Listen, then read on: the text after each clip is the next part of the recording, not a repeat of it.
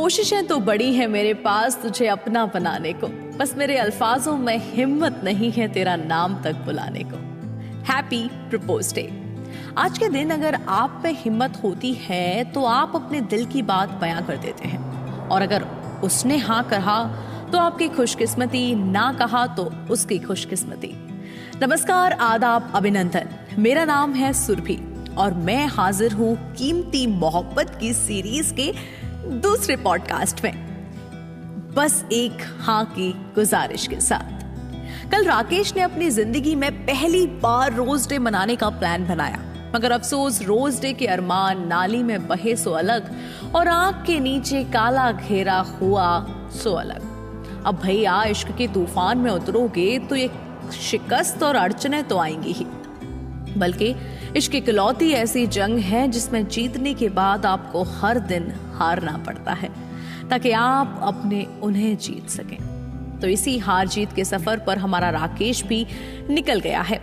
आज है propose day और इन सब बातों से अनजान वो रिक्शा वाला आज अपनी आंख के नीचे काला घेरा लिए एक आंख से रिक्शा चलाते हुए अपने कल के असफल दिन को याद कर रहा है और सोच रहा है कि आज का जो भी दिन होगा उसको वो अच्छे से मनाएगा और कम से कम नाली में तो बिल्कुल नहीं जाने देगा। एक सवारी को छोड़ने के बाद उसने अपने दोस्त से पूछा कि आखिर आज के दिन करते क्या हैं। दोस्त को भी खास अंदाजा नहीं था, मगर फिर भी राकेश के काम आने लायक उसको भी पता था। दोस्त ने खाना खाते हुए उसको बताया कि भाई आज के दिन अपने बॉयफ्रेंड या फिर गर्लफ्रेंड से पूछते हैं कि क्या तुम जिंदगी भर मेरे साथ रहोगी। राकेश ने पूछा, मतलब? अरे मतबल अपनी प्रेमिका से पूछते हैं कि क्या तुम हमका पसंद करती हो, और अगर हो तो अपनी वो क्या कहते हैं अंग्रेजी में, लाइफ। हाँ, अपनी लाइफ मेरे साथ बिताना पसंद करोगी, दूसरा मत ढूंढना। राकेश और लता जो आपस में बात नहीं कर पाते थे ढंग से, आज राकेश उसको प्रपोज करने वाला है। राकेश के मन में इसी चीज को लेकर दुविधा चल रही थी और उसके दोस्त ने एक और बॉम्ब फोड़ दिया।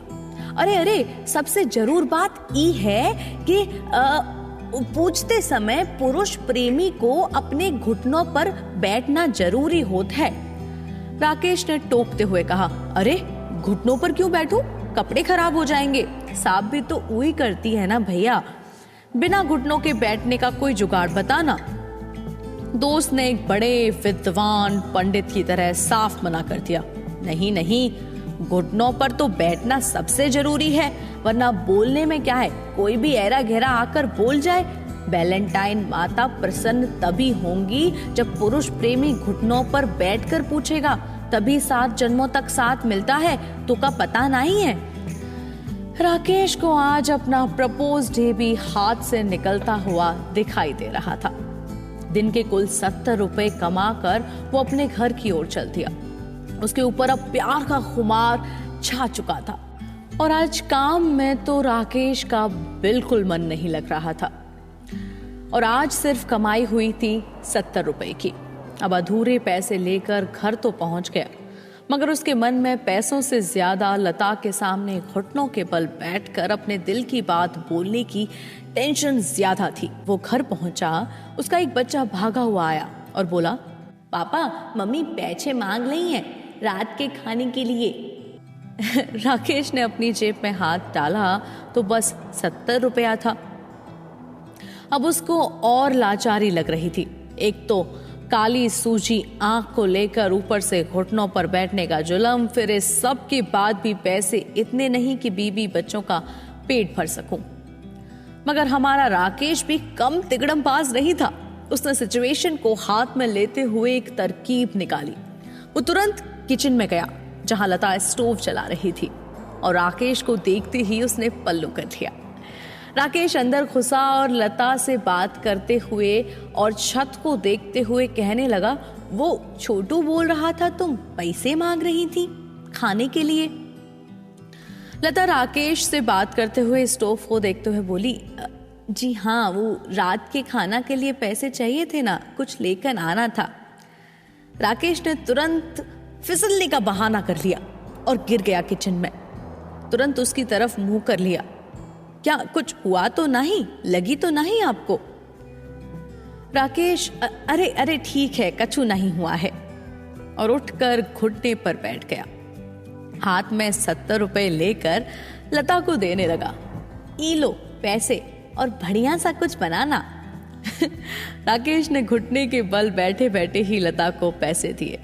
लता ने भी हाथ बढ़ाकर पैसे लिए, मगर जैसे ही वो पैसे राकेश के हाथ से लेती, राकेश ने एक और दांव खेल दिया। अच्छा, हम कह रहे थे कि तुम जिंदगी भर ऐसे ही हमसे पैसे लेती रहोगी ना, हर वक्त। लता कुछ समझ नहीं रही थी, मगर थोड़ी देर तक पैसों को खींचने के बाद बोली, और नहीं तो का, और कौन पति है हमार? तुम ही तो हो, तो तुमसे ही तो लेंगे पैसा। ये हाथ सुनते ही राकेश झूम उठा। उसको अब विश्वास हो गया था कि वैलेंटाइन माता की कृपा उस पर बनी रहेगी, और उसने अपना प्रपोज डे पूरी तरह सफल तरीके से बना लिया था। अब कल है चॉकलेट डे। 70 रुपए दिन के कमाने वाला राकेश, जिससे उसका घर चलता है, कल कैसे अपनी बीवी को महंगी चॉकलेट्स देगा? जानने के लिए सुनते रहिए कीमती मोहब्बत। कल फिर मुलाकात होगी चॉकलेट से भरपूर प्रेम के किस्से के साथ। तब तक के लिए धन्यवाद।